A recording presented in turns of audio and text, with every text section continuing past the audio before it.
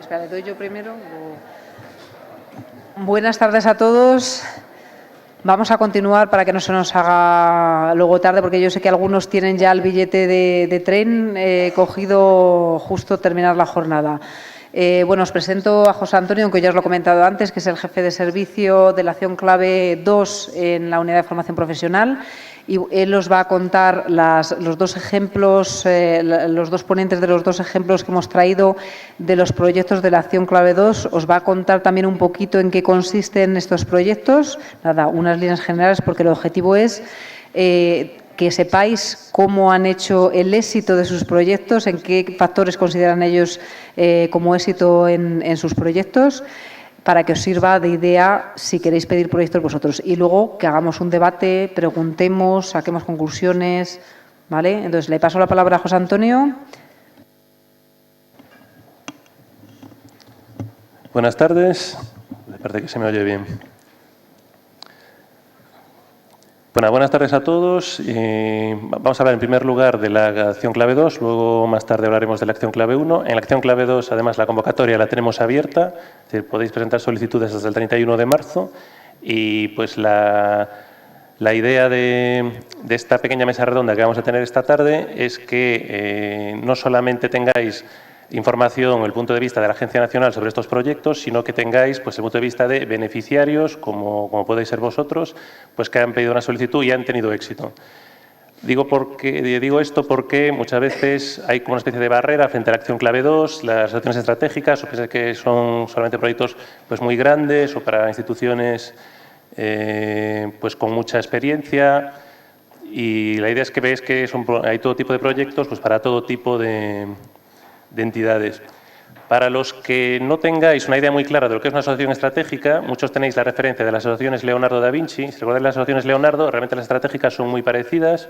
Hay algún cambio, que es que ahora el coordinador en Erasmus Plus tiene más responsabilidad que en Leonardo, puesto que recibe el presupuesto de todos los socios, lo tiene que distribuir, pero básicamente funcionan igual. Para los que tampoco tuvierais muy claro en su momento lo que era una asociación Leonardo, os he preparado pues esta pequeña explicación que veis en la pantalla. Estamos hablando de proyectos de cooperación entre instituciones, cooperación que va más allá de enviar a alumnos, a becarios a una empresa de otro país, sino realmente a colaborar, a hacer un trabajo conjunto con compañeros o con otras entidades de la formación profesional de otros países. Estamos hablando de proyectos de al menos 3 socios o más, es decir, proyectos transnacionales, en los que pueden participar instituciones de todo lo que es la formación profesional entendida desde un punto de vista muy amplio, es decir, no solamente la FP reglada, sino también la formación continua, la formación para el empleo, lo que se conocía antes como formación ocupacional. Por tanto, entre vuestros socios puede haber centros educativos homólogos de otros países, pero también puede haber consejerías o equivalentes de educación, de empleo, puede haber asociaciones de profesionales, sindicatos, asociaciones de empresarios, ONGs que tengan también formación para el empleo. Puede haber un abanico de instituciones muy variado. Estos proyectos pueden durar entre 1 y 3 años. A lo largo de ese tiempo pues, habrá una serie de reuniones con los socios para pues, debatir y seguir cómo está evolucionando el proyecto, para plantearse objetivos y tiene que haber siempre al final unos resultados. Esos resultados pueden ser lo que la Comisión entiende por productos intelectuales, es decir, productos de mayor calado, más ambiciosos, o pueden ser resultados pues, a lo mejor más discretos, puede ser un intercambio de buenas prácticas. Existe financiación en estos proyectos para los viajes que os comentaba, para los productos intelectuales si lo solicitáis, para eventos, para distribuir, para fomentar estos y dar a conocer estos productos. Existe también una partida de gestión y también existe la posibilidad de subcontratar si alguna empresa nos tiene que proporcionar algún servicio que nuestros socios no pueden. Aparte de esta cuestión presupuestaria, en cuanto a cuáles son los objetivos que se persiguen en estos proyectos, pues estos proyectos, las reuniones y las movilidades que puede haber son un medio, no son el objetivo final, no estamos hablando de movilidad, estamos hablando de un medio para conseguir unos resultados. Estos resultados pueden ser muy variados.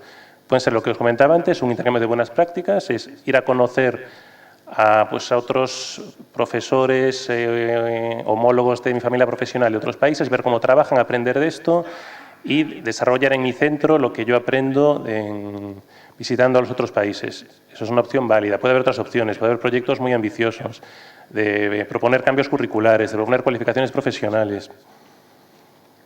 Se pueden hacer talleres, puede haber un abanico muy grande de actividades. Para estos proyectos son muy flexibles y la idea es que pues nos permitan pues, todas estas posibilidades. Bien, yo podría seguir hablando mucho tiempo de este tipo de proyectos, pero lo que me interesa es pues, dar la voz a beneficiarios que están implementando ahora mismo esas opciones estratégicas. Entonces, tenemos un representante en la mesa del mundo educativo y uno del mundo del empleo. Vamos a empezar a mi izquierda por Maricruz Arenas. Ella ha venido de Alicante, de IBI, y viene en representación de AIJU. AIJU es la Asociación de la Industria del Juguete. La industria del juguete es muy importante a nivel local. Pertenecen o están vinculados a esta asociación más de 500 empresas, la mayor parte de pymes, pertenecientes a este sector. Y AIJU pues, les ofrece, desarrolla formación para todas estas empresas. También da ideas para la innovación, para el I+D. Es el único centro europeo que está especializado en productos infantiles y en desarrollar este tipo de innovaciones en el sector del juguete y de estos productos. Y pues tienen una trayectoria ya importante en proyectos europeos. Maricruz lleva desde 2003 trabajando en seguridad en productos infantiles. Es miembro del Comité Europeo de Normalización de Artículos de Puericultura, también del Comité Nacional, es coautora de varias publicaciones y, naturalmente, coordinadora en proyectos de investigación nacionales y también en proyectos europeos. Entonces, bueno, yo le agradezco mucho que esté aquí esta tarde. Además, ha tenido un proyecto de mucho éxito, tanto en 2014 como en 2015. Concretamente, el de 2014, que nos va a presentar ahora, fue de los mejor valorados en su convocatoria.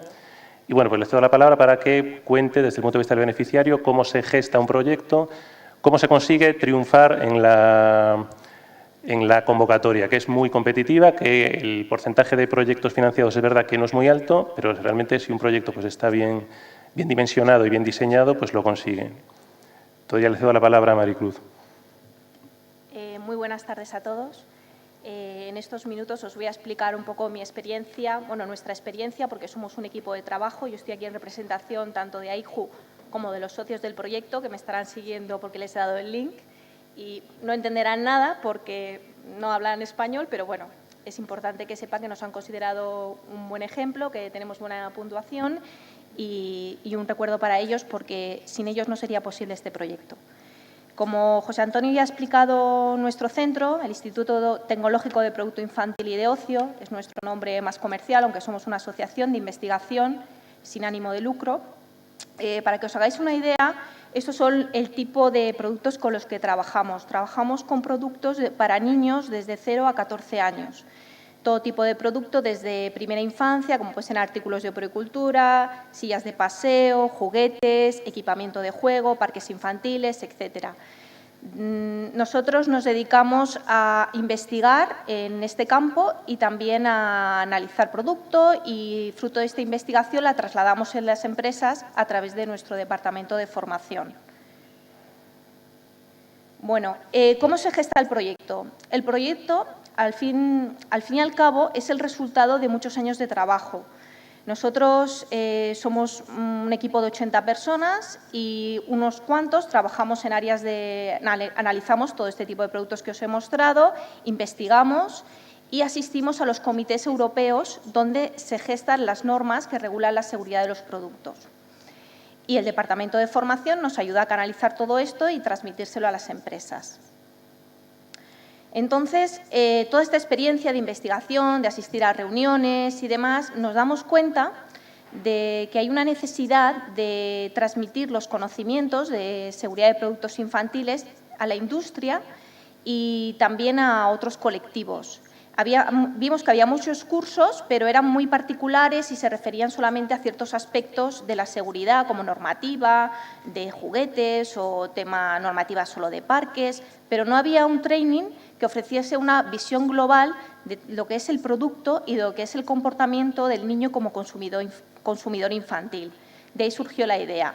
Además, también queríamos compartir nuestro conocimiento de estos 20 y pico años de todo el equipo trabajando con tanto con nuestras empresas colaboradoras como a nivel europeo, dado que digamos que ahí existe un marco legal que regula la seguridad de todos estos productos y aplica a todos los países de la Unión Europea, a los 28 Estados miembros, con lo cual tenemos un punto en común para toda Europa.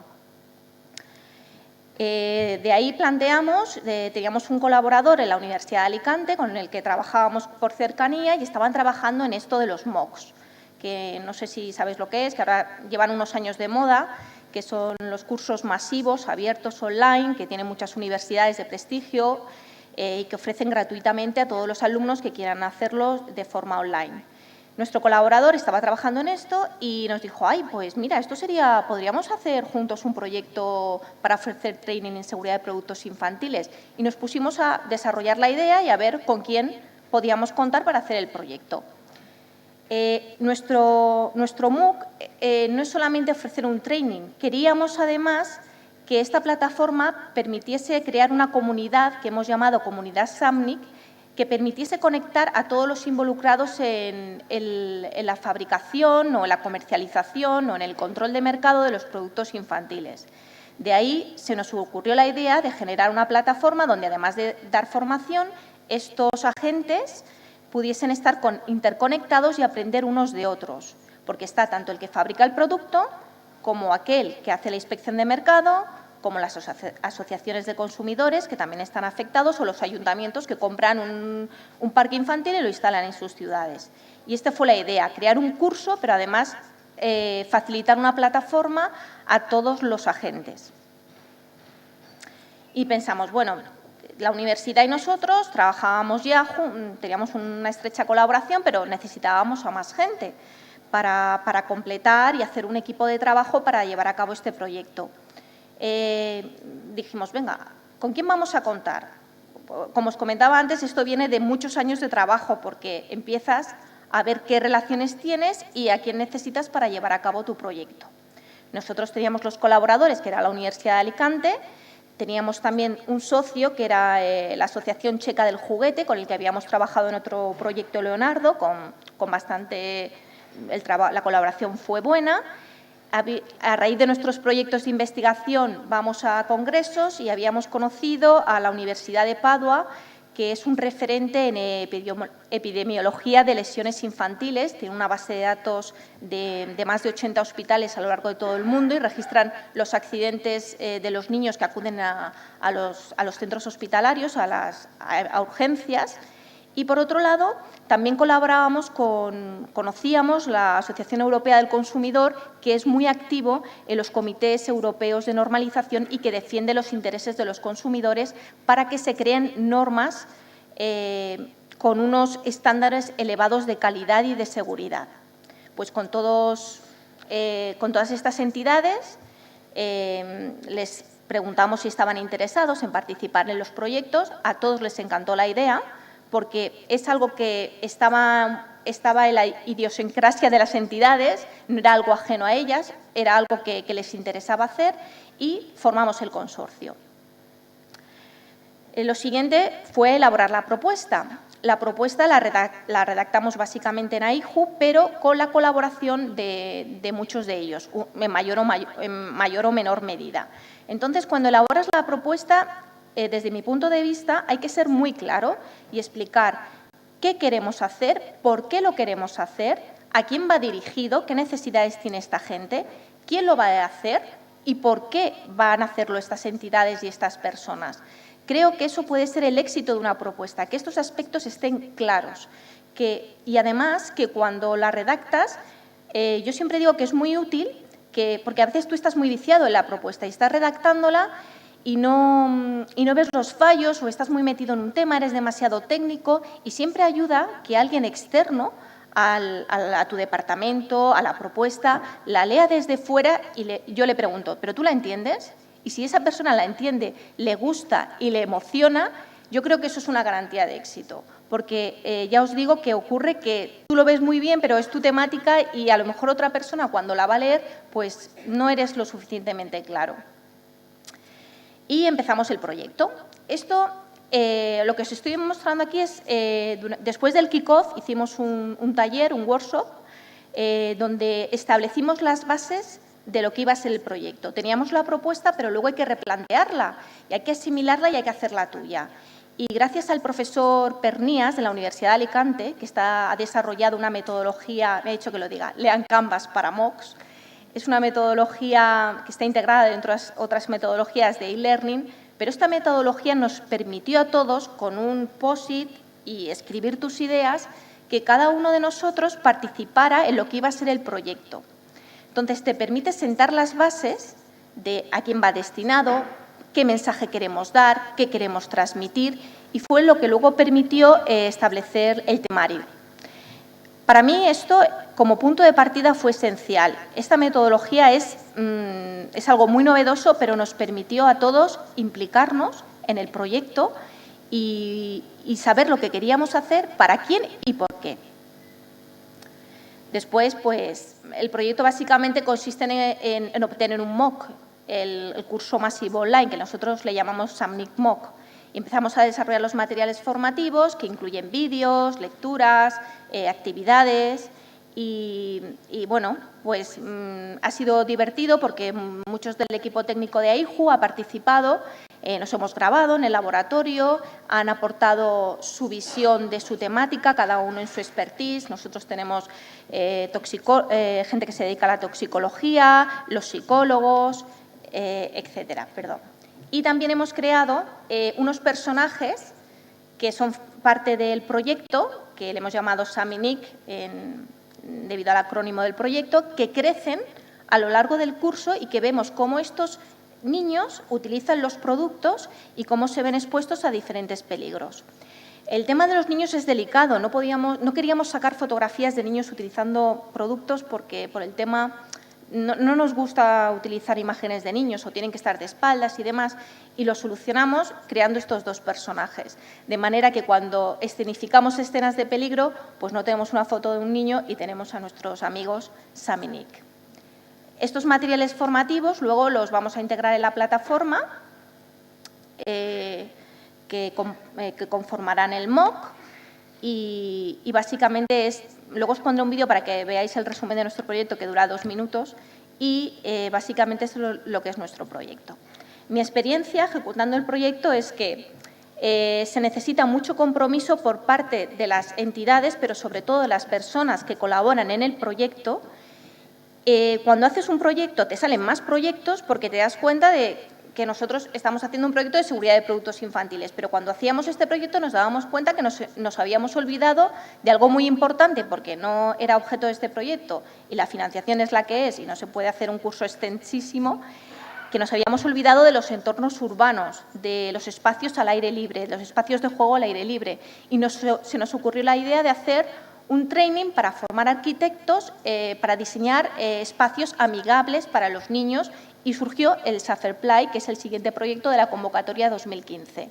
La Universidad de Alicante tenía mejoras, ya el MOOC había derivado en BOC, que era una cosa más novedosa, que permitía una customización del training y implementamos esa nueva idea de la universidad, por eso repetimos ahora en espacios de juego. Y, sobre todo, para nosotros, para mí personalmente y para nuestro equipo de trabajo, ha supuesto un enriquecimiento a nosotros a nivel personal. Aprendemos muchísimo cada día y por tanto, de las organizaciones. Luego también hay dificultades, o sea, no es todo un camino fácil. Los plazos, tenemos más trabajo, no nos dedicamos solamente a hacer este proyecto, tenemos otros servicios y a veces la complementariedad entre los socios puede llevar a puntos de discrepancia que hay que intentar llegar a una situación de equilibrio porque aunque somos todos europeos, pero cada país pues o cada cultura pues tiene sus puntos y hay que intentar llegar a un acuerdo. Y me gustaría compartir con vosotros en primicia, porque lo hemos hecho esta semana, el vídeo presentación de nuestro training.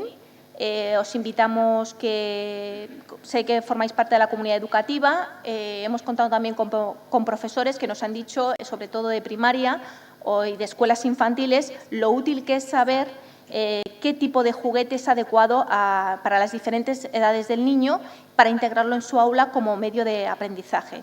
Entonces, si me permitís, voy a poner nuestro vídeo presentación de lo que estamos haciendo. Aquí podréis ver la información por si estáis interesados, apuntaros en nuestro training. Muchas gracias.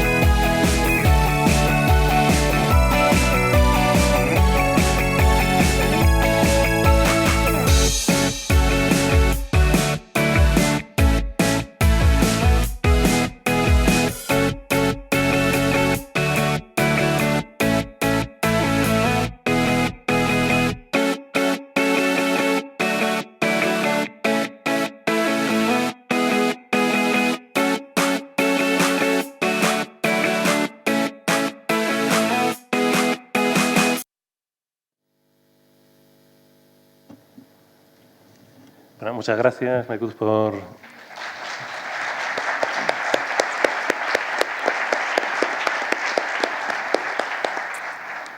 Decía que muchas gracias por esta primicia. Además, no has olvidado poner el logo de Erasmus Plus y el disclaimer. Lo he hecho bien, ¿no? Lo he hecho bien. Está estupendo. Bien, además del vídeo, que está muy bien, has mencionado una serie de puntos muy importantes sobre las claves del éxito de una propuesta, sobre lo que insistiremos un poco más adelante. Antes le quiero dar la palabra a nuestro otro beneficiario invitado, que lo tengo a mi derecha, es Óscar González. Es director del Instituto de Secundaria Juan José Calvo Miguel de Sotrondio, que es un pueblo de Asturias de una zona minera. Me parece importante traer el ejemplo de su proyecto para que no penséis lo que os decía antes, que estos proyectos son solo para entidades muy grandes, que desde un instituto de un pueblo de La Mancha, del que vendréis muchos hoy, no se puede llevar a cabo. Pues si se puede llevar a cabo desde un pequeño pueblo de Asturias, pues desde La Mancha igualmente se puede coordinar un proyecto de varios socios de varios países europeos. Óscar es cierto que Óscar tiene bastante experiencia en el programa, además su experiencia empezó de una forma muy bonita, siendo estudiante Erasmus en Irlanda del Norte. Luego pues, ha llevado a cabo varios proyectos europeos en el centro donde trabajaba anteriormente, que era en esta zona manchega, por Talavera de la Reina. Y bueno, pues tiene claro que la internalización del centro pues es clave. Os podéis imaginar que pues en una antigua zona minera, con lo que ha ocurrido en la minería en las últimas décadas, pues la situación social y laboral no es precisamente fácil y que pues una salida para sus alumnos es buscar la internalización en su centro a través de este tipo de proyectos. Entonces, su proyecto también en la convocatoria del año pasado fue uno de los de más nota de todo el país. Y pues ahora le cedo la palabra a que nos explique también pues el germen del proyecto y las claves de este éxito. ¿Quieres hablar con este? Sí, cojo este. Bueno, primero voy a secarme las lágrimas después de ver la presentación que Maricruz ha traído, porque yo no he traído nada, simplemente voy a contaros desde mi experiencia, eso que quería compartir. Como bien ha dicho José Antonio, desde un centro pequeño como es el mío, no llegamos a 200 alumnos de secundaria y bachillerato, 250 si contamos a los de FP y pasamos de los que no vienen a clases. Andamos por ahí en una zona que está perdida en el medio de la nada en Asturias, justo en el centro, sin ninguna experiencia en proyectos europeos o proyectos internacionales. Yo estuve muchos años aquí en Talavera, estuve 6 años, 3 de los cuales pasé en el centro de adultos. El centro de adultos es uno de los sitios de referencia en los antiguos proyectos Sócrates y Grundtvig y tuve la suerte de coincidir allí en 2 proyectos y fue lo que me enganchó. Me fui trasladado a Asturias y me llevé conmigo esa necesidad o esa idea de que cuando somos europeos somos más. Entre todos podemos conseguir que nuestros alumnos sean capaces, nosotros decimos, sean capaces de ver que más allá de la felguera hay mundo. Aquí en este caso sería pues ver que nuestros alumnos de Talavera vean que más allá de cebolla siga habiendo mundo. Entonces sí que nos encontramos esa situación de que muchas veces nos encontramos aislados del mundo. Y es bueno pensar y es bueno saber que no estamos solos. A partir de ahí, pues la idea de este proyecto es muy sencilla. Yo doy clase en diversificación. Los que dais clase en diversificación sabréis que a veces la gestión de los alumnos es un poco complicada, porque muchas veces tienen un perfil de comportamiento un tanto extremo. En mi caso, hice una pequeña experiencia en clase con papel y bolígrafo, y es que todo lo que yo vaya anotando en mi cuaderno sobre su comportamiento y sobre su trabajo, ellos lo vean. Tenemos un cuadro que está en el tablón de anuncios en el que yo voy apuntando si hacen algo bien, les pongo una cruz, un más, si hacen algo que no deben hacer, que ellos saben perfectamente lo que no deben hacer, les pongo una X. El cuadro de las X lo llaman ellos. Y es una cosa muy curiosa porque el hecho de que sean conscientes de forma regular de cómo están haciéndolo sirve para que a partir de cierto momento sean capaces de autorregularse. Saben que están a punto de suspender y por muy macarras que sean o por muy malos que sean, a nadie le gusta suspender de esa manera, cuando tiene esa opción de no hacerlo. Y a partir de ahí surgió una idea. ¿Y qué pasaría si esto lo hiciéramos de una forma informatizada, de una forma un poco menos pedestre, por así decirlo? Y de repente, un día andando por el instituto, me di cuenta de que mis alumnos, esos que les puedes pedir que hagan cualquier cosa sobre historia, que no lo van a hacer, estaban muy preocupados por quién había sido el único país en la historia que nunca había entrado en una guerra, porque estaban enganchados al Trivial. Y es una cosa curiosísima, alumnos, que no les interesa nada lo que les cuentes, si se lo dice el móvil, de repente es impresionante. Y estaban en los recreos y en lugar de estar jugando al balón, estaban jugando al Trivial en el móvil. Y venían a preguntarme, y es que esto me suena que lo vimos en clase. Pues sí, es verdad, lo vimos en clase. Y a partir de ahí enlacé las 2 ideas. Una, nuestros alumnos, y no solo los de diversificación, tienen una relación con sus dispositivos móviles muy cercana. Duermen con ellos, se abrazan a ellos por la noche de la cama, por lo que pueda pasar. Y el hecho de que sean conscientes de siempre, o de forma muy regular, y no solo una vez cada 3 meses, de cómo lo están haciendo, ayuda a que lo quieran hacer mejor o a que tengan tiempo suficiente para corregir lo que no están haciendo bien. Y surgió una idea, algo que ya existe, que es la gamificación. La gamificación es utilizar pequeños elementos de videojuegos en un contexto que no tiene nada que ver con los videojuegos. Vale, imaginaos, si yo ahora mismo aquí tuviera un ordenador y tuviera todos vuestros nombres y únicamente por el hecho de haber venido tuvierais una medalla y dijera, y pudierais enseñar esa medalla a todo el mundo. Y mira, he conseguido una medalla porque hoy no he ido al instituto y he estado aprendiendo un montón de cosas sobre proyectos europeos. Y vosotros probablemente os sentiríais bien, porque habéis logrado algo. Y la gente que está a vuestro alrededor sentiría mucha envidia. Él tiene una medalla y yo no tengo una medalla. Esto es... Algo tienen que haber hecho bien. Y a partir de ahí empezamos a darle vueltas. Yo ya os dije antes, había participado en muchos proyectos europeos y ya tenía socios. Me los llevé conmigo cuando fui a Asturias. Tenemos socios en Hungría, tenemos socios en Turquía, en Irlanda, en Alemania, tenemos socio aquí en mi antiguo centro de adultos y todos vimos una cosa, y es que como profesores casi todo lo que anotamos sobre nuestros alumnos acaba siendo lo mismo. Da igual que estemos en primaria, da igual que estemos en secundaria, da igual que estemos en la universidad. Lo que estamos haciendo es intentar desarrollar competencias, una serie de competencias desde que empiezan en la educación infantil hasta que salen graduados en la universidad. Y muchas cosas son comunes. Y nosotros, como socios, somos cada uno de nuestro padre y de nuestra madre. Nosotros somos un centro de secundaria pequeño. La EPA es el centro de adultos más grande de Castilla-La Mancha. Nuestro socio de Hungría es una universidad privada, para más señas. Nuestro socio de Irlanda es un politécnico. Y nuestro socio de Alemania es una especie de universidad popular que se dedican a la enseñanza informal, sobre todo. Tienen miles y miles de alumnos. Y nuestro socio de Turquía es otro centro de secundaria pequeñito. Y entre todos nos dimos cuenta de una cosa. Al final todos hacemos lo mismo. Todos buscamos la manera de que nuestros alumnos estén motivados. Y surgió esta idea. Y dijimos, ¿y por qué no? Y nos liamos a manta a la cabeza, en este caso sobre todo yo que soy el coordinador, en una región como Asturias, que tiene una tradición de proyectos europeos bastante escasa, y empezamos a redactar el proyecto. Escuchando ahora a Maricruz me di cuenta de una cosa, y es que lo que es definir el proyecto, da igual que sea una empresa, que sea un instituto como nosotros, que al final acabamos haciendo lo mismo. Lo que ella define como esas pequeñas cosas que te dan el éxito en la convocatoria son las mismas. Claridad en el proyecto. Uno tiene que saber exactamente qué es lo que quiere hacer y saber transmitirlo. Mis amigos están aburridos de oírme hablar sobre gamificación.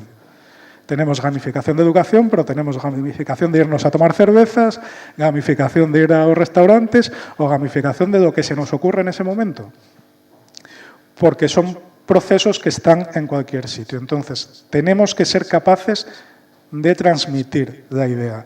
Somos comerciales, vendemos ideas y se la vendemos a una serie de expertos que se dedican a leer cientos de propuestas y a los que tenemos que convencer de que la nuestra es la buena. Es como una oposición. Tenemos que convencer a la gente que lo está leyendo. Pero no estamos allí para explicárselo. Así que tenemos que explicar todo lo que hay en nuestra cabeza.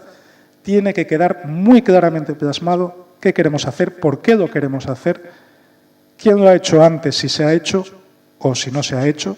Un poco de investigación alrededor del tema. ¿Vale? Y un apartado fundamental. ¿Por qué nosotros? ¿Por qué, en nuestro caso, estos 6 socios son los socios ideales para llevar esto adelante? Esto que, así poniendo en números, son 175.000 euros de subvención para hacer el proyecto, que es un montón de dinero, es más del doble del presupuesto del instituto. ¿Por qué nosotros? Y una de las claves, y antes hablaba con José Antonio en un descanso, para mí una de las claves fundamentales de cómo hacer que un proyecto tenga éxito, es decir, por qué cada una de las personas que participa está ahí. ¿Qué es lo que aporta el proyecto? ¿Por qué tienen que estar ahí? ¿Por qué sin ellos sería diferente? Fundamental. Y, sobre todo, explicar cómo lo que estamos haciendo puede ayudar no solo a que nuestro centro gente de nuestro centro se pegue unos viajecitos por Europa, que está muy bien, pero por qué lo que estamos haciendo es importante, por qué es relevante. Y eso es primordial. ¿Por qué lo que estamos haciendo o por qué lo que queremos hacer es tan importante? Porque no solo nos va a beneficiar a nosotros. Nosotros nos llevamos las experiencias personales, es verdad. Nos llevamos las cañas por Europa, es verdad, o pintas, depende de dónde vayamos. Pero es algo más. Un proyecto europeo es trabajar sobre todo para los demás. No solo para nuestro centro, sino para que cualquier centro de cualquier sitio, y ese es el objetivo principal de nuestro proyecto, sea capaz de coger eso que hemos hecho, verlo y decir, esto me ayuda. Con esto puedo hacer que mis alumnos sean mejores. Nuestro procedimiento de trabajo, muy parecido también al que explicó Maricruz. Nosotros utilizamos Google Drive, Google Docs, desde hace un montón de tiempo, y la solicitud la escribimos entre 4 personas prácticamente simultáneamente. Íbamos escribiendo diferentes bloques de la solicitud es larga como un verano sin liga, o sea, muy larga, y entre mucha gente se hace mejor. Íbamos diseñando partes y las íbamos poniendo en común. Entonces, diseñábamos una parte y revisábamos lo que iban haciendo los demás. ¿Por qué? Porque es verdad que cuando uno está metido en redactar un proyecto tan largo, corre el riesgo de quedarse sin ideas, de repetirse, de no saber ya qué decir o pensar que ya lo has dicho todo. Y hacerlo entre varias personas siempre aporta mucho.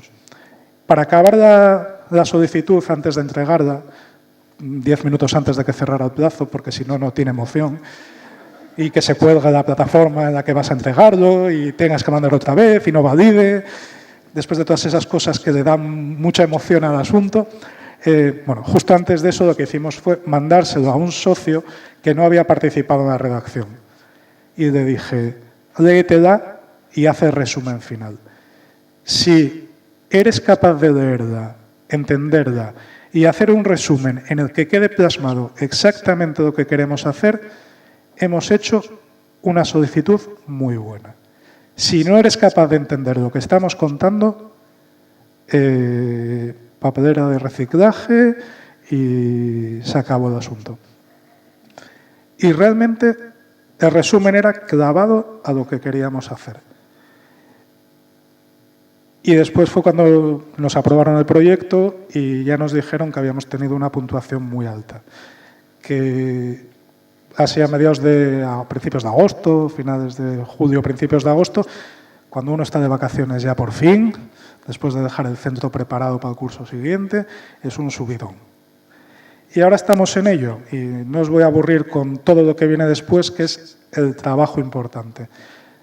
Preguntad lo que queráis y os iremos contando cómo vamos diseñando cosas, desarrollando cosas, qué hace fácil la gestión de un proyecto tan grande, que eso que lo dificulta. ¿Vale? Así que le devuelvo la palabra a José Antonio.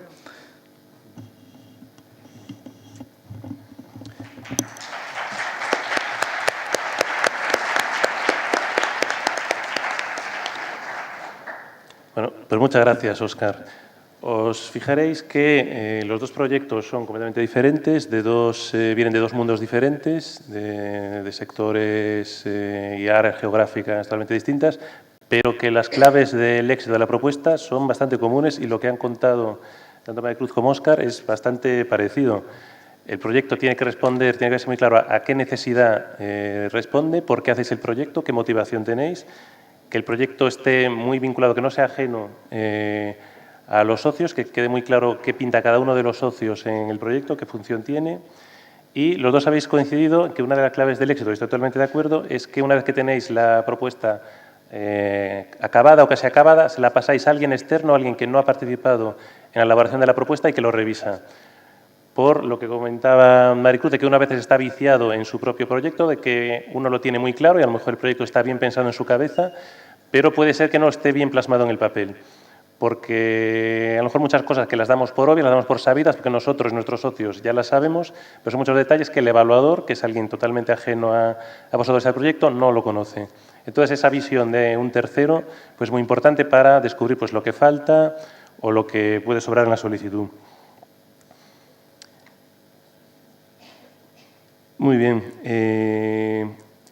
Yo ahora pues me gustaría lanzaros una serie de preguntas que creemos que pueden ser útiles para que alguno de vosotros se anime a presentar un proyecto de este tipo. Yo espero que alguno tenga ya en la cabeza participar, sea como socio coordinador en la AK2. Yo, en primer lugar, me gustaría preguntaros a los dos cuáles son las competencias, las habilidades que consideráis fundamentales en el coordinador de un proyecto de este tipo. Ya dije antes que la gran responsabilidad que recae sobre el coordinador tiene que tirar de los socios de diferentes sectores a veces, de diferentes países, diferentes culturas. A lo mejor muchos de vosotros os veis frenados a la hora de tomar este rol de coordinadores por algún tipo de habilidad que consideréis que no tenéis, o a lo mejor porque consideréis que el dominio del inglés que tenéis no es suficiente. ¿El inglés es fundamental? ¿No es tan importante? ¿Qué habilidades profesionales, humanas, son fundamentales para coordinar un equipo y llevar a cabo un proyecto de este tipo? Bueno, en mi caso, yo creo que lo esencial en un equipo de trabajo de diferentes entornos profesionales y de diferentes países es generar confianza entre tus socios de trabajo que confíen en ti y establecer muy bien los plazos y, si hay algún problema, ser conciliador y tratar de solucionarlo. Yo, como coordinadora de 2 proyectos europeos, creo que cuando confían en ti ya es un paso porque nosotros gestionamos los fondos y distribuimos como queremos. Esto es un punto peliagudo, entre comillas, hay que explicar muy bien el presupuesto, no todas las entidades conocen el programa, muchos no entienden por qué si cobra más el alemán que yo que estoy en Portugal, no lo entiendo, si trabajamos igual. Entonces, conocer la convocatoria y, sobre todo, inspirar confianza, que confíen en ti, que se dejen guiar en lo que es un barco, la travesía del proyecto.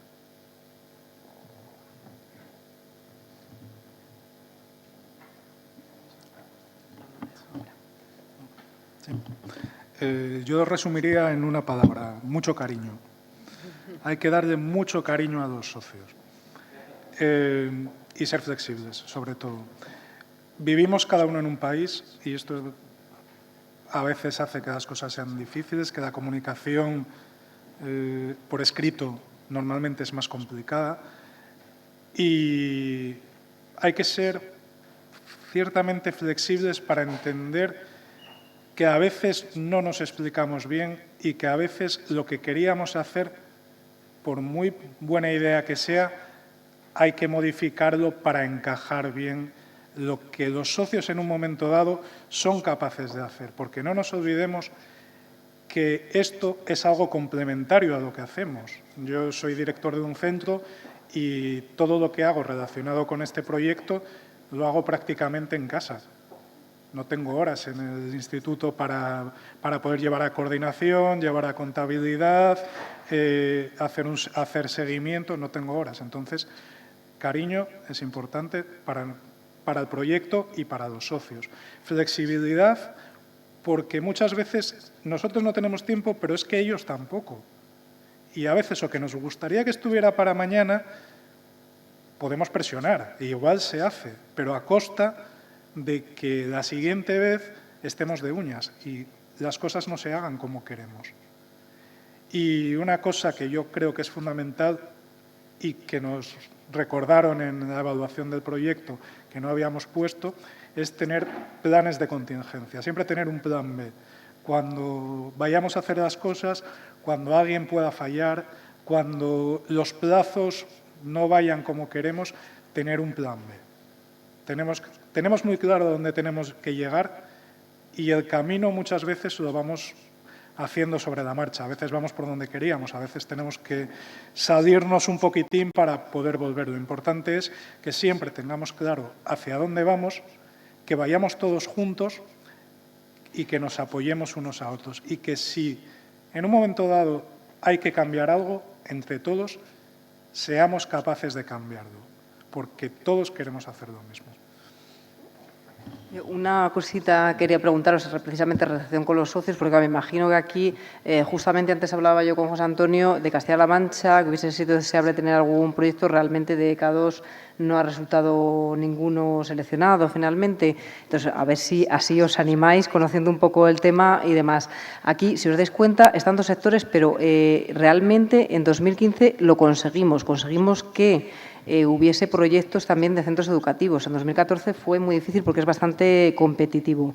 Ahora, en 2016, la ventaja que hay es que tenemos dos líneas claramente diferenciadas, porque están los proyectos de innovación más exigentes, que exigen productos intelectuales y que exige cierta profesionalidad, y están los de buenas prácticas, que son más sencillitos y más adecuados quizá para los centros educativos, que son más fáciles de llevar a cabo para los sectores educativos. Quiero que tengáis esa imagen un poco para que os animéis.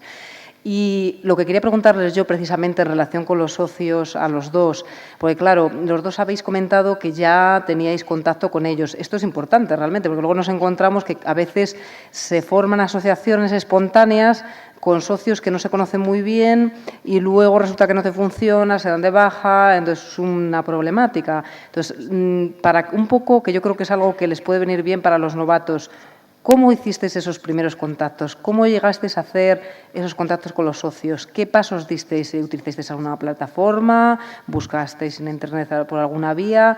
¿Qué utilizasteis para localizar a los socios que finalmente han formado parte de vuestros proyectos? Bueno, en nuestro caso, nosotros participamos en congresos, conferencias y demás. Entonces, en los congresos, cuando expones tus trabajos de investigación, haces muchísimos contactos.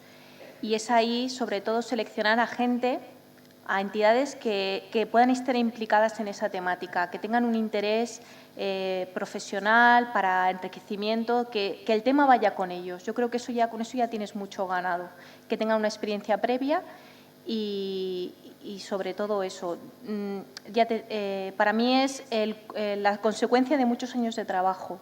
Tenemos un proyecto en el 2015, el de los entornos de juego, de espacios públicos. En este tenemos socios que encontramos en las redes sociales, en grupos de gente interesada en presentar proyectos, pero la selección se hizo exclusivamente gente que tenía que ver con el tema, que había trabajado previamente en espacios públicos y que estaban interesados. Porque si la entidad no tiene nada que ver con lo que tú estás presentando, al final pues su interés en realizar ese proyecto y de trabajar en eso, pues yo creo que no están tan implicados como si realmente ya tiene una trayectoria detrás. Bueno, yo en mi caso, yo comenté antes que me los traía puestos, voy a remontarme al Pleistoceno de la EPA, que fue cuando empezaron los proyectos allí, y fue la vía habitual para los centros educativos, que son los seminarios de contacto. En este caso, creo recordar, porque lo he visto en vídeo en blanco y negro, que fue en un seminario, se juntaron el centro de Talavera, Chequia, la República Checa y Alemania, ¿no? Y Bélgica, gracias. Están aquí mi compañero de la EPA. Y Bélgica, 4 países. A partir de ahí hicieron un primer proyecto y funcionó. También es verdad que los proyectos de Sócrates de antes o de Grundtvig tenían un alcance mucho menor, tenían una exigencia muchísimo menor. A partir de ahí fueron creciendo 2 proyectos y se fueron haciendo cosas un poquito más ambiciosas. Ahora mismo hemos desembocado en este K2. Y voy a aprovechar esto para contaros que a veces da igual que los socios sean nuevos, que los socios sean ya conocidos, que en el caso de este programa, que es tan diferente de lo que había antes, puede no ser una ventaja que los socios sean conocidos, porque ya tenemos una relación con unas determinadas dinámicas y la gestión de un K2 de formación profesional, como es nuestro caso, es muy diferente de la gestión de un Grundtvig. Porque en un Grundtvig cada uno de los socios recibía de su agencia nacional un dinero y lo gestionaban. Y nosotros, yo soy el gestor de todo el dinero. Y esto cambia las relaciones entre los socios, con lo cual es casi como si fuéramos socios nuevos, porque tengo que explicarle a gente a la que conozco desde hace muchos años por qué no podemos hacer las cosas que venimos haciendo desde hace 14. ¿Por qué esto es diferente? Entonces, a veces, aunque ya tengamos los socios, la relación que tenemos que establecer para un proyecto determinado cambia, ¿vale? Y eso es algo que hay que tener muy en cuenta, yo creo que para todos los proyectos. Cada proyecto es diferente y tenemos que, no que empezar de cero porque tenemos una relación personal muy buena, pero sí que tenemos que sentar unas bases de funcionamiento para ese proyecto en particular. Así que, seminarios de contacto, era la respuesta. Bueno, aprovecho a raíz de lo que ha dicho Óscar para recordaros que siguen existiendo seminarios de contacto y que hay un apartado en el sitio web del SEPIE donde cada vez que una agencia nacional nos comunica que va a programar un seminario de contacto, pues avisamos, lanzamos una convocatoria para que os apuntéis. De hecho, el año pasado pues ha habido varios. Bien, yo como decía antes, espero que alguno de vosotros esté pensando en participar en la K2, en elaborar una propuesta.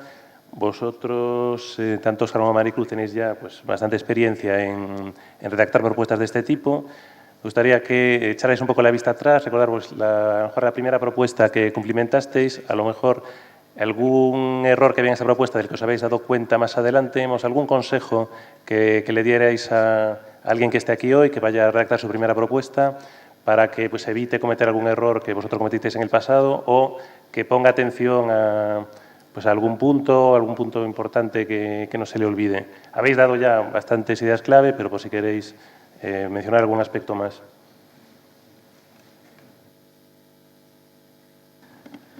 Bueno, una cosita que a nosotros...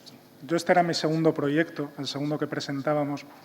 El primero estaba muy bien, pero nos lo echaron para atrás por una cosa que con el tiempo he entendido que tenía mucho sentido, y es que lo que estábamos proponiendo parecía inabarcable. Entonces, muchas veces tenemos una idea y en nuestra cabeza la idea suena muy bien, porque nos gusta que nuestras ideas suenen bien, pero tenemos que echar, y en este caso son proyectos de 2 años, nuestros de 2 años, y tenemos que ser capaces de echar la vista 2 años hacia adelante y ver si realmente ese proyecto puede estar terminado en esa fecha. En nuestro caso era un proyecto que tenía que ver con políticas de empleo. Desde el centro, con los servicios de empleo del concejo, que tenemos una relación bastante estrecha, y habíamos hecho una propuesta de empleabilidad, de mejorar la empleabilidad de nuestros alumnos. Lo que nos dijeron es que estaba muy bien, pero no en Alemania nos lo dijeron además. Está muy bien, la idea es muy buena, pero sois centros educativos y no tenéis esa capacidad para incidir en políticas de empleo con lo que estáis contando. Entonces, hay que ser realistas. Y a veces es mejor quedarse un pelín corto con lo que vamos a hacer que disparar muy alto y quedar fatal después. Sí, estoy de acuerdo con mi compañero. Acotar la idea, ser muy claros, coherentes y, sobre todo, incidir en el tema de cómo va a beneficiar nuestro proyecto a la sociedad y a todos los destinatarios a través de las actividades de diseminación, difusión, etcétera. Es muy importante que digamos, vamos a hacer esto, pero vamos a hacer llegar nuestro proyecto a toda esta gente y cómo se lo vamos a transmitir. Creo que eso es un punto clave del programa Erasmus.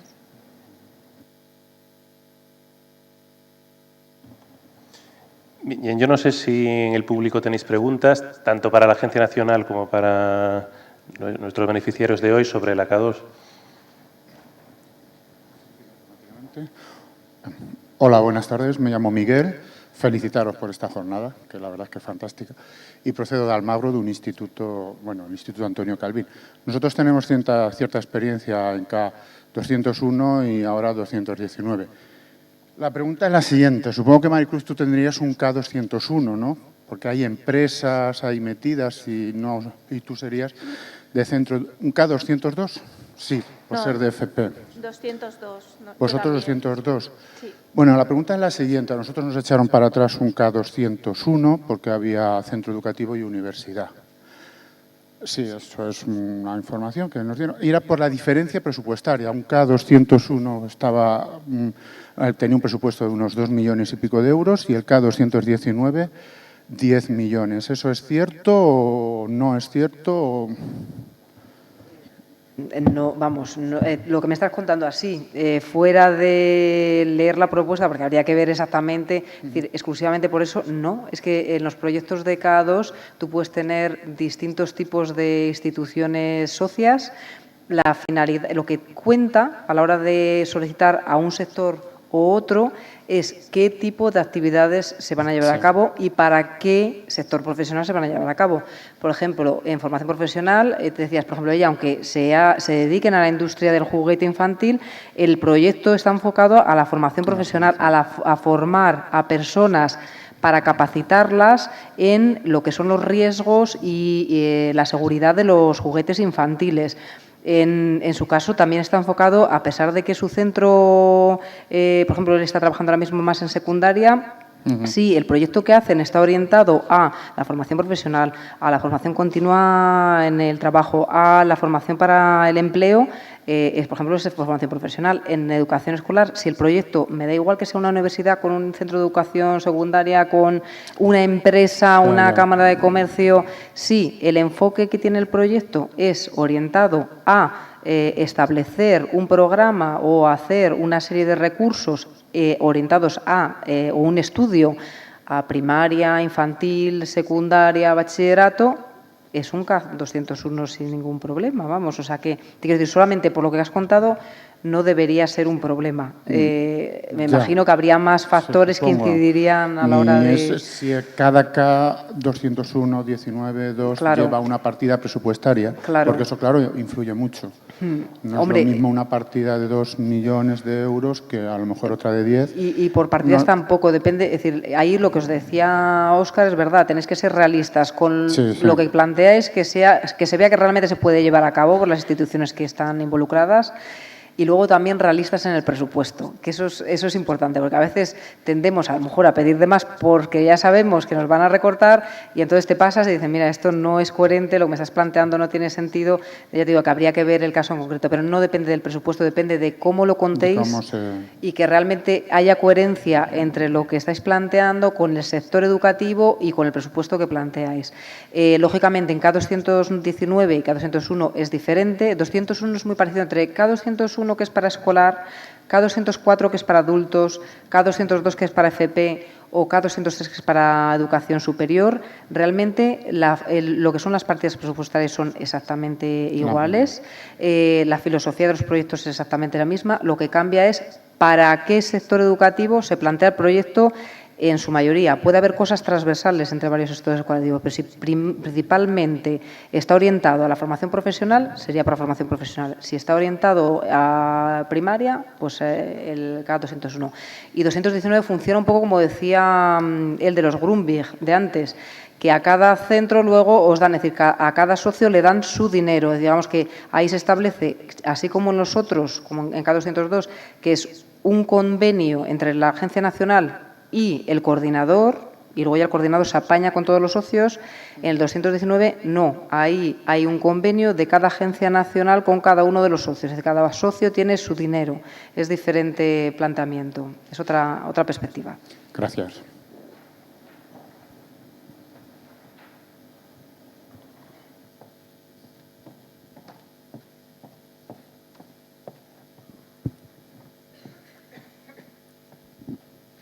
Hola, buenas tardes. Nada, simplemente decirles que nos gustaría, si nos podía explicar un poquito más en qué consistió el proyecto del Instituto de Asturias. Que yo, por lo menos, no me he terminado de enterar muy bien en qué consistió.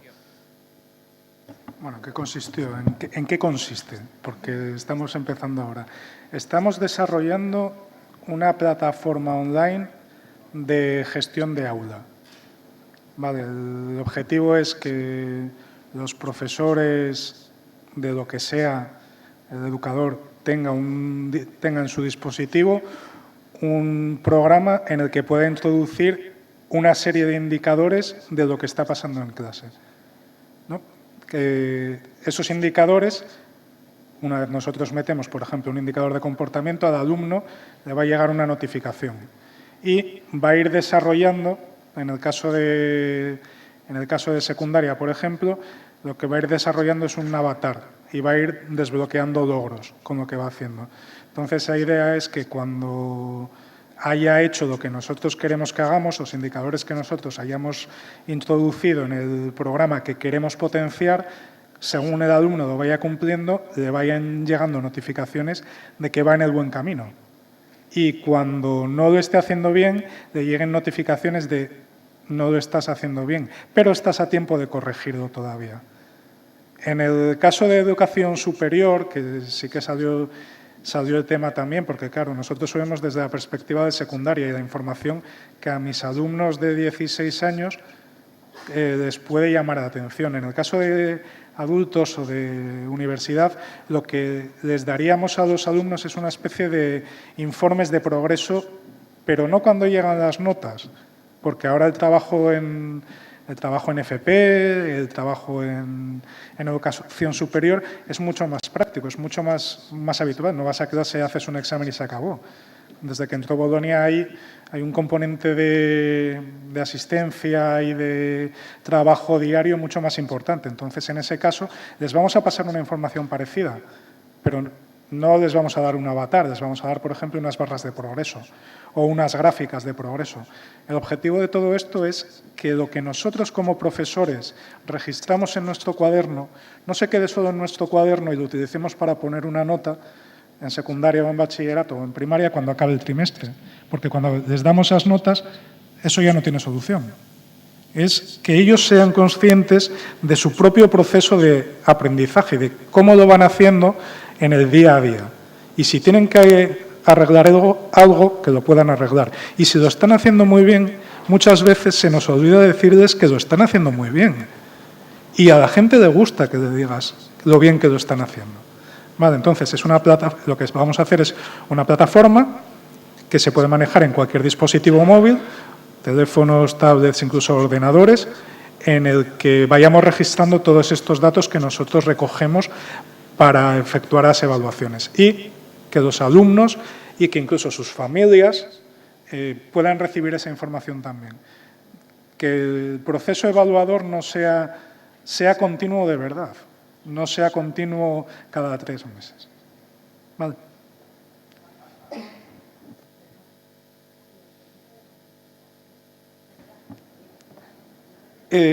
Gamificación. Gamificación, sí. Cuando jugamos a un videojuego, la gamificación es un procedimiento, por así llamarlo, que se puso de moda hace unos 5 o 6 años y no en el mundo de la educación, sobre todo en el mundo de la empresa.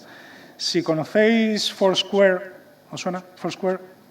El sitio donde cuando íbamos a un restaurante nosotros hacíamos un check-in y luego se generaba una escala de usuarios, un ranking de usuarios y nos desbloqueaban unos logros y nos daban unas medallitas. Foursquare lo que al final consiguió es que mucha gente fuera a determinados sitios a los que de forma natural igual no habría ido. Simplemente por el hecho de tener una aplicación que decía que estaba de moda ir allí o que tu amigo tiene 500 check-ins más que tú. Eso no puede pasar. Entonces, la idea es un poco esa, llevar ese componente de los videojuegos, que es el feedback instantáneo, a lo que hacemos normalmente, a la educación. Entonces, en secundaria o en primaria incluso, si alguno conocéis ClassDojo, ¿os suena la aplicación? ClassDojo. Bueno, es una aplicación muy básica de este estilo. Los niños tienen en su móvil un avatar. Según se van comportando, van recibiendo un gráfico con todo lo que van haciendo bien y lo van haciendo mal. Y el muñeco cambia y... Entonces, ellos tienen un componente... Es como una especie de capa que colocamos por encima de lo que están haciendo. fuera, que tiene un efecto fuera del propio aula. Es como si fuera un juego. De hecho, en la aplicación, una de las cosas que según vamos desarrollando se nos ha ido ocurriendo es que con lo que ellos hacen en clase incluso puedan jugar. Los puntos que generan por sus actitudes o por su trabajo en clase puedan servir para participar en minijuegos después en su programa. Vale, entonces es un poco eso, llevar un componente de los videojuegos, que es el progreso, y que eso mismo que en educación al final, y el feedback inmediato de cuando aciertas y cuando fallas, llevarlo a la educación. Vale, por eso gamificación. Vale. Buenas tardes. Gracias, en primer lugar, a la Consejería y al SEPIE por el esfuerzo y las atenciones que habéis tenido. Gracias también a los ponentes por compartir con nosotros todo esto.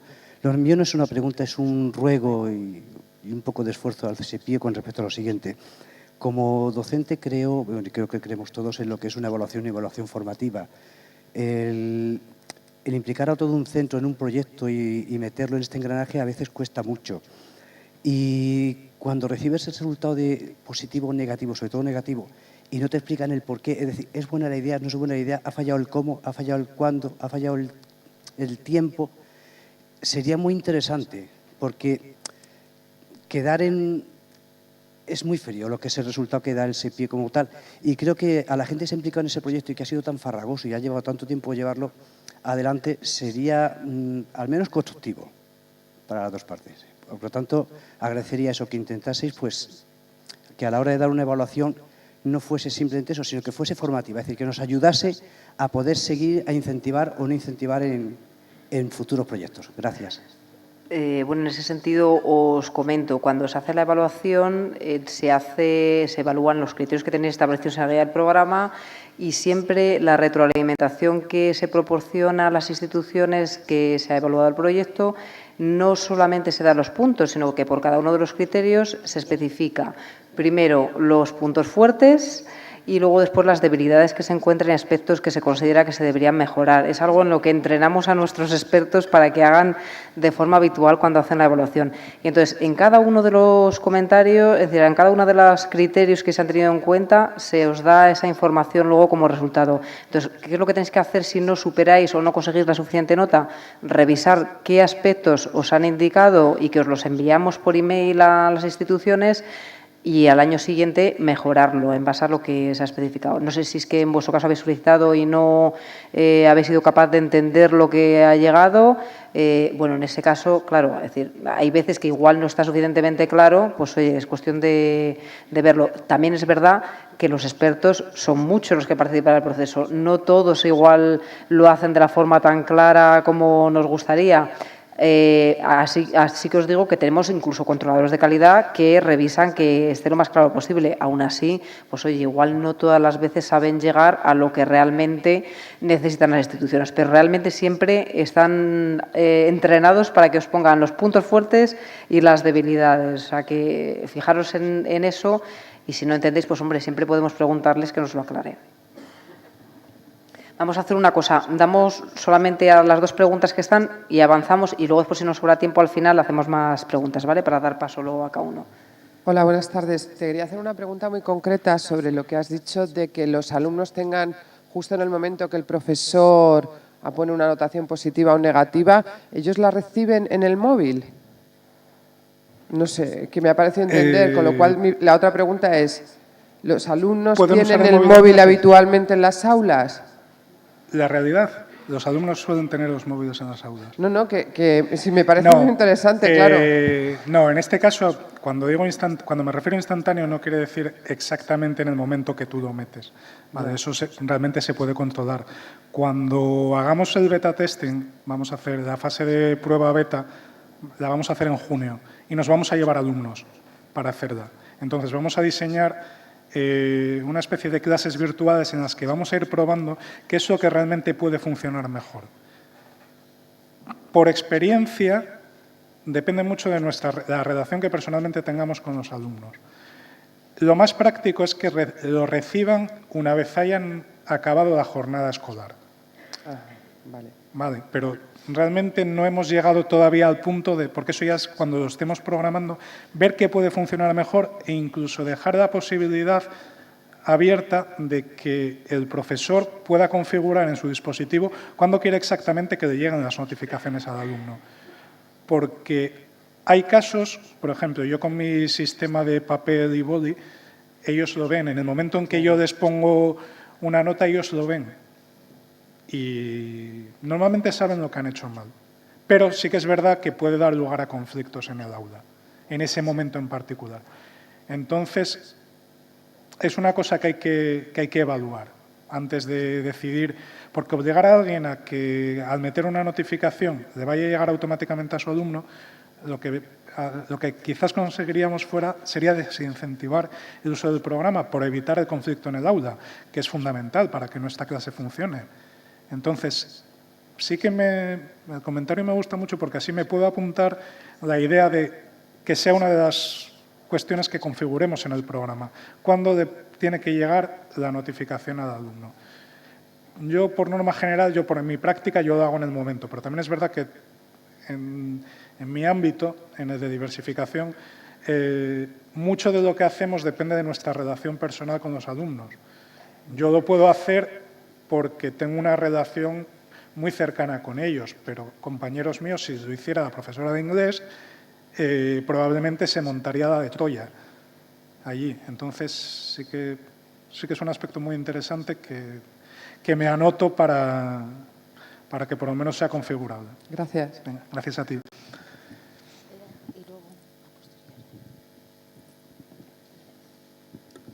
Bueno, mi nombre es Paloma Sánchez, me gustaría felicitarte por el éxito del proyecto. Me parece muy buena idea utilizar como esta herramienta facilitadora, puesto que ellos ya están muy motivados.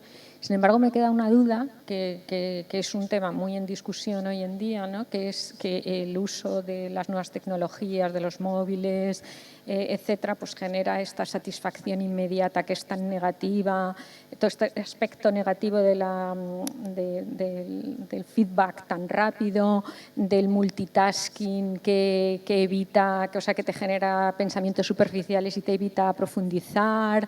Bueno, en fin, supongo que conoces todos los pros y los contras, ¿no? Y entonces quería conocer un poco tu visión, ¿no? Que aporta mucho lo que tú propones. Eso lo tenemos claro todos y de hecho te han valorado muchísimo, ¿no? Pero esta otra visión, ¿sabes? Que ahora se insiste tanto en que con las nuevas tecnologías los alumnos ya el pensamiento abstracto lo están perdiendo y que ya no se puede fomentar de ninguna manera, etcétera. O sea, me gustaría saber un poco tu visión en este sentido. Estoy ya como docente, ¿no?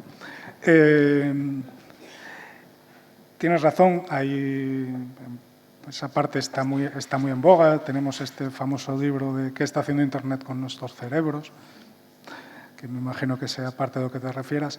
Y desde un punto de vista casi metafísico, yo tuve esa misma pregunta cuando lo estaba haciendo. ¿Qué necesitamos hacer? ¿Necesitamos que nuestros alumnos sean capaces de desarrollar lo otro? Lo necesitamos, evidentemente. Yo tengo una pelea continua por intentar desarrollar el pensamiento crítico en mis alumnos, con todo lo que hacemos. Pero, por otra parte, ellos están metidos en ello. Por mucho que nosotros hagamos, nosotros podemos y debemos, creo yo, y esto ya es una opinión personal, debemos desarrollar todas esas capacidades de nuestros alumnos, todas sus competencias. Pero también creo que si encontramos una manera de conseguir atrapar su atención y que estén más motivados en lo que están haciendo, nos puede servir de base para poder entrar en esos otros aspectos. Yo no soy tecnólogo mucho, sí que me gusta, lo que creo es que hay que aprovechar las herramientas que tenemos a mano y creo que hay que aprovechar lo que a ellos les llama la atención. Yo lo que veo como profesor es que cada vez cuesta más esfuerzo conseguir captar su atención con lo que les estamos contando.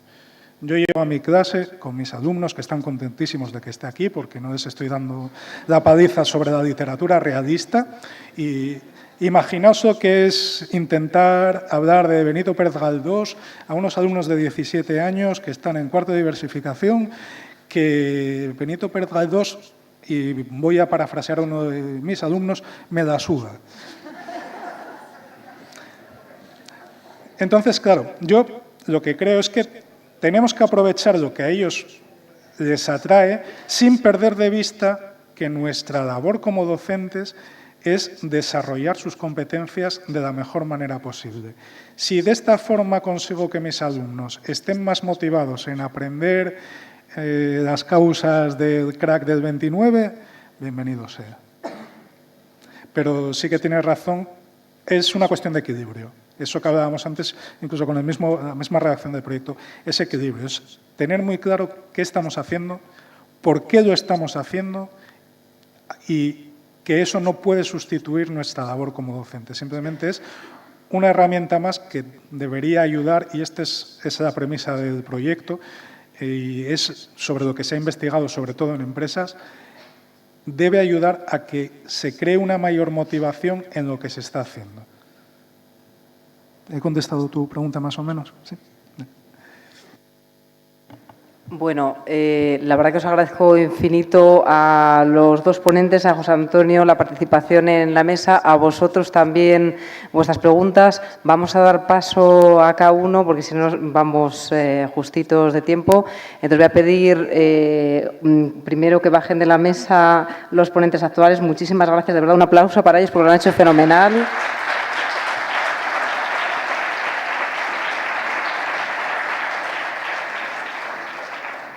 Y ahora van a subir a la mesa Manuel de la Rubia, que es el asesor técnico de la acción clave 1 en la Unidad de Formación Profesional, Fernando de la Comunidad de Madrid, Cristina de la Universidad Laboral de Gijón. Como veréis, antes ha dicho que en Asturias no hay tantos proyectos europeos, Hoy tenemos dos